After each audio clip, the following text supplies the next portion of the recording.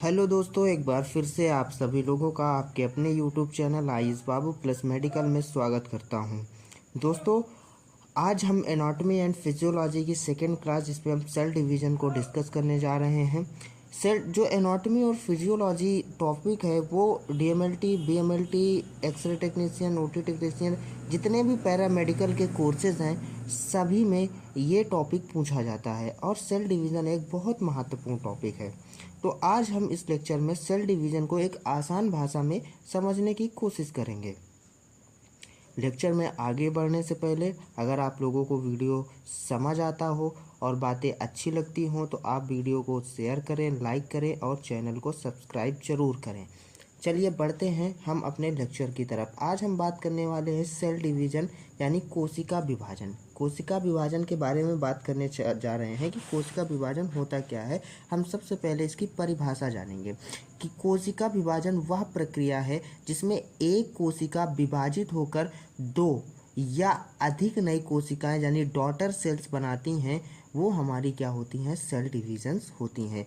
फिर क्या कह रहा है, यह जीवों की वृद्धि, ग्रोथ, विकास यानी डेवलपमेंट, प्रजनन यानी रिप्रोडक्शन तथा क्षतिग्रस्त ऊतकों की मरम्मत यानी रिपेयर के लिए अत्यंत आवश्यक होती हैं। ठीक है, जो हमारी सेल्स होती हैं वो जो हमारे शरीर में टिश्यू डैमेज हो जाता है उसको रिपेयर करने के लिए सेल डिवीज़न बहुत ही महत्वपूर्ण होता है। फिर हम आगे बात करें types of cell division. Cell division के जो प्रकार होते हैं वो कितने होते हैं। ठीक है, अगर हम यहाँ बात करें, पहला प्रकार होता है माइटोसिस। ठीक है, जिसको हिंदी में कहते हैं समसूत्री विभाजन। यह क्या होता है इसके बारे में अब हम जानेंगे। यह शारीरिक कोशिकाओं यानी सोमैटिक सेल्स में होता है। ठीक है, यह शारीरिक कोशिकाओं में होता है। जो समसूत्री विभाजन होता है कहाँ होता है, शारीरिक कोशिकाओं में होता है और इसको इंग्लिश में कहते हैं सोमैटिक सेल्स। एक कोशिका से दो समान कोशिकाएं बनती हैं। जो हमारा समसूत्री विभाजन होता है उसमें एक कोशिका से दो क्या होती हैं, समान कोशिकाएं क्या होती हैं, बनती हैं। ठीक है दोस्तों, आगे क्या कह रहा है कि जो हमारी डॉटर सेल्स होती हैं, डॉटर सेल्स का गुणसूत्र जो क्रोमोसोम्स होता है वो माता कोशिका के बराबर होता है। ठीक है, समसूत्री विभाजन में डॉटर सेल्स का जो क्रोमोसोम होता है वो माता कोशिकाओं के बराबर होता है। वहीं हम सेल डिवीज़न के दूसरे पार्ट यानी मियोसिस के बारे में जानेंगे। तो मियोसिस को हम हिंदी में क्या कहते हैं, अर्धसूत्री विभाजन कहते हैं। ठीक है, जो सेल डिवीज़न का दूसरा टाइप होता है। यह क्या कहता है, ये कहाँ होता है, यह प्रजनन कोशिकाओं यानी जर्म सेल्स, अंडाणु और शुक्राणु में होता है। यानी अंडाणु और शुक्राणु में होता है, जिन्हें हम क्या कहते हैं, जर्म सेल्स कहते हैं। ठीक है, फिर क्या कह रहा है, एक कोशिका से चार असमान कोशिकाएं बनती हैं। क्या होता है इसमें, एक कोशिका से चार असमान कोशिकाएं बनती हैं। जो हमारा अर्धसूत्री विभाजन होता है उसमें एक कोशिका से चार असमान कोशिकाएं बनती हैं। वहीं समसूत्री विभाजन से में क्या होता है, दो कोशिकाएं, एक कोशिका से दो समान कोशिकाएं बनती हैं। और फिर तीसरा क्या कह रहा है कि पुत्री कोशिकाओं यानी डॉटर सेल्स में गुणसूत्र संख्या आधी हो जाती है। वहीं समसूत्री विभाजन में डॉटर सेल्स का गुणसूत्र माता कोशिकाओं के गुणसूत्र के बराबर होता है। वहीं आगे बात करें तो इसे रिडक्शन डिवीज़न कहते हैं, इसे रिडक्शन डिवीज़न भी कहते हैं। ठीक है, फिर इसका मुख्य उद्देश्य क्या है, यौन प्रजनन यानी सेक्सुअल रिप्रोडक्शन हेतु गैमेट्स का निर्माण करना होता है। फिर क्या कह रहा है कि इसमें दो लगातार विभाजन होते हैं। पहला क्या होता है, मियोसिस होता है, जिसे हम अर्धसूत्री विभाजन के नाम से जानते हैं। और वहीं दूसरे की बात करें तो दूसरा क्या होता है, मियोसिस होता है, जिसे हम समसूत्री विभाजन के नाम से जानते हैं। यहाँ थोड़ा मिस्टेक हो गया है, जो हमारा सॉरी यहाँ दोनों हो गया है, तो इसे सॉरी यहाँ पे क्या करना है, मियोसिस फर्स्ट होता है। इसमें दो लगातार विभाजन होते हैं जिसमें मियोसिस फर्स्ट होता है और मियोसिस सेकेंड होता है। ठीक है, यहाँ फर्स्ट होता है और यहाँ क्या होता है, सेकेंड होता है।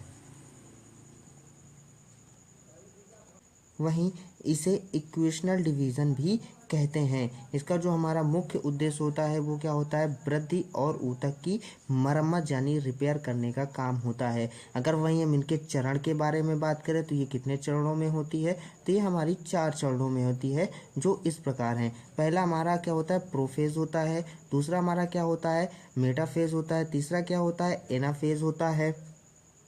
और वहीं चौथे की बात करें तो हमारा क्या होता है, टेलोफेज होता है। अंत में साइटोकाइनेसिस यानी कोशिका द्रव्य का विभाजन होता है। अगर हम इसे याद करने की ट्रिक के बारे में बात करें तो हम इसे ऐसे कर सकते हैं, PMAT यानी PM एट से हम इसको क्या कर सकते हैं, याद कर सकते हैं। कोशिका जो विभाजन होती है, सेल डिवीजन के कितने फेजेस होते हैं, कितने चरण होते हैं, उसे याद करने के लिए हमारी क्या है, ट्रिक है PMAT। P से प्रोफेज, M से मेटाफेज और A से एनाफेज और T से टेलोफेज।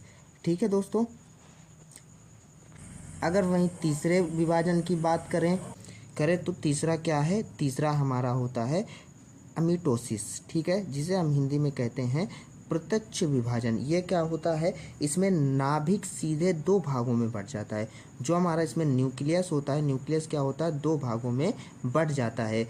या आदिम जीवों जैसे अमीबा और कुछ विशेष ऊतकों में देखा जाता है। यह सबसे सरल प्रकार का विभाजन है। अगर आपसे कभी भी पूछता है कि सेल डिवीजन का सबसे सरल प्रकार कौन सा है, तो आप क्या बताएंगे, प्रत्यक्ष विभाजन या अमीटोसिस के नाम से हम इसे जानते हैं। फिर हम आगे बढ़ते हैं। आगे क्या है, आगे कह रहा है कि कोशिका विभाजन का महत्व। कोशिका विभाजन का महत्व क्या होता है, हम इसके बारे में जानेंगे। तो कोशिका विभाजन का जो महत्व होता है, पहला महत्व हमारा जीवों में वृद्धि एवं विकास। जीवों में ग्रोथ और डेवलपमेंट के लिए सेल डिवीजन का होना बहुत ही महत्वपूर्ण होता है। और वहीं अगर हम दूसरे की बात करें तो कह रहा है क्षतिग्रस्त ऊतक की मरम्मत यानी कि डैमेज टिश्यू की मरम्मत यानी रिपेयर के लिए कोशिका विभाजन का यानी सेल डिवीजन का इम्पोर्टेंस बहुत अधिक होता है।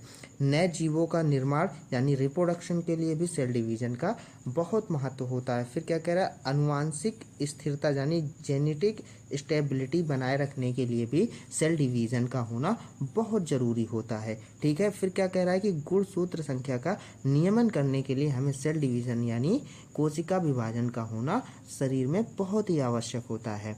दोस्तों, आज का हमारा लेक्चर यहीं तक था। अगर आप लोगों को यह लेक्चर समझ में आया हो तो आप अपने पैरामेडिकल साथियों के साथ इस वीडियो को ज़रूर शेयर करिएगा और चैनल को लाइक करिए, वीडियो को सब्सक्राइब करिए और कमेंट जरूर करिए। धन्यवाद दोस्तों, मिलेंगे अपने अगले लेक्चर में।